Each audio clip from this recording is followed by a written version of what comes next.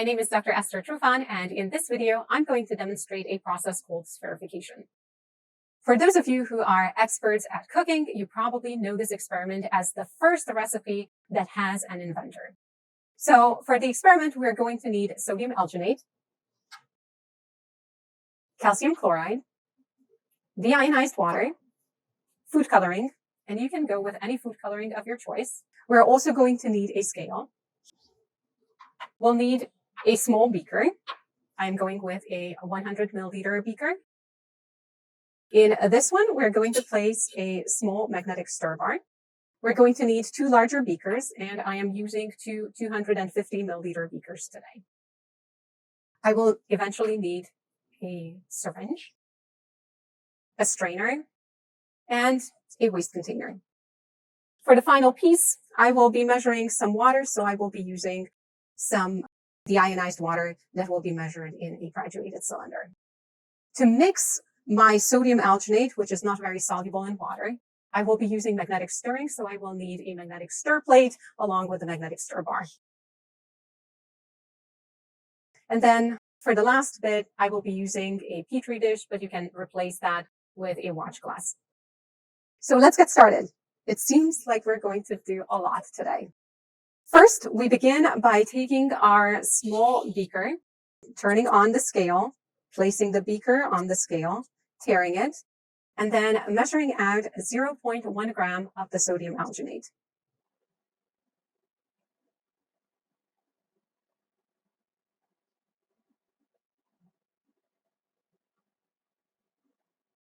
I have a little more than that. It is 0.12 grams of sodium alginate. In this, I will measure approximately 20 milliliters of deionized water.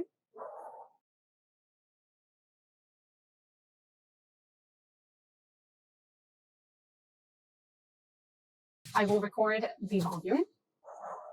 It is 20.1 milliliter. I will combine the two, add my magnetic stir bar, add a drop of food coloring. Today I will be using blue. And then I will place it on my stir plate to stir while I complete the other parts of my experiment. Next, I will place one of my 250 milliliter beakers on the scale, tear it, measure out 0.75 or approximately 0.75 grams of calcium chloride in it.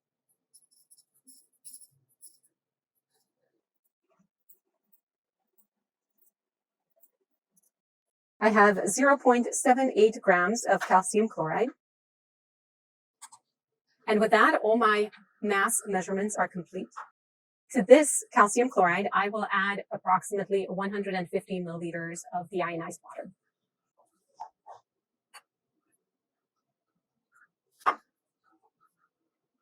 I have 49.0 milliliters.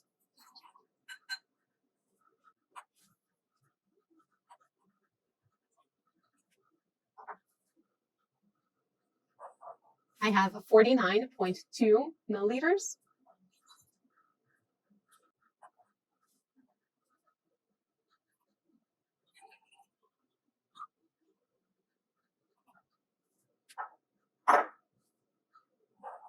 And I have exactly 50.0 milliliters of water. With that, I am very, very close to the 150 milliliters.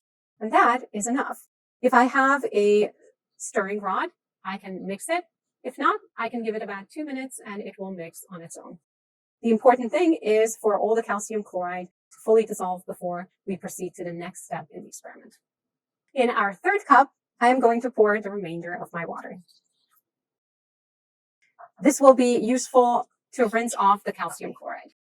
Now, when we are performing spherification in the lab, we're going to use calcium chloride and chemical grade materials or lab grade chemicals.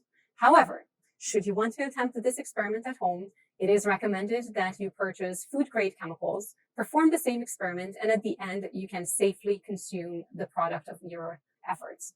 However, if you are using a lab safe or lab grade chemicals, it is important that you discard them in the appropriate waste containers.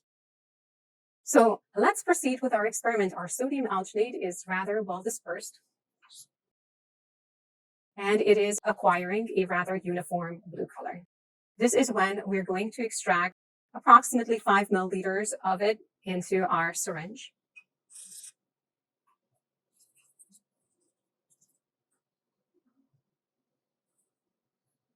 And then we slowly release bubbles into our homogeneous calcium chloride solution.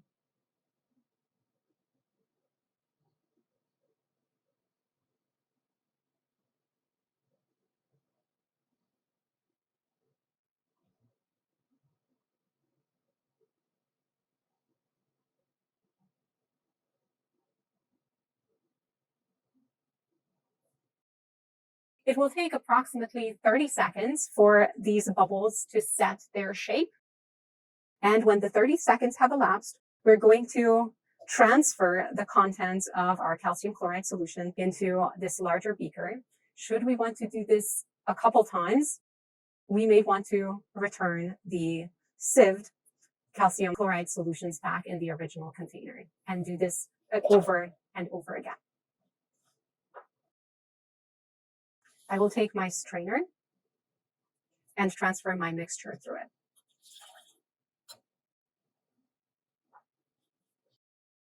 Now at this point, all the spheres are coated in calcium chloride solution, which would make them extremely bitter. That is why the last process in this cooking technique is rinsing it with deionized water, or you can rinse it with regular tap water.